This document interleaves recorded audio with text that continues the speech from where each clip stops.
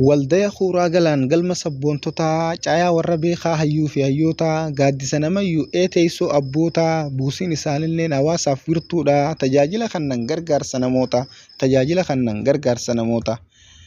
Nama gammachiisaa jaarmayni isaanii walis dhageeffatan waliin gatta'anii namoota barsiisan seenaa abboottanii akkaataa gadaadhaa heerattiin bulmaata haala waloorrattis nu hundaaf furmaata siif kannan tarsiimoo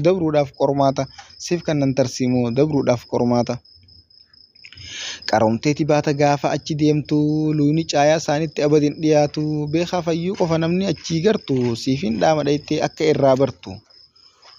Odaa bultum jalatti walga'ii tattaa'u sirna gadaa tumuuf achitti walga'u sagalee wacinsaa nam tokkoon dhaga'u muranii murteessan dhugaan achii ba'u akkuma odaatti halkan daraaranii firii baasan callaa nu Oromoon hundii gaafa achi dhayne gaarii walii galla. Carcar yeroo jedhan dachii magariisaa nama qalbiin gogdee achi geessuu jiisaa wanni onneef ta'a marti achi ciisaa walaloo lafa isaanii yeroo biraatiif hin dhiisa. Kanaaf jabeeffadhaa galmee kun keessanii gaaddisa isin hundaati achi walgeessanii achi jalatti walgahii dhufnee haa walgeenyu jaalalaaf gammachuun wajjin haa tatteenyu.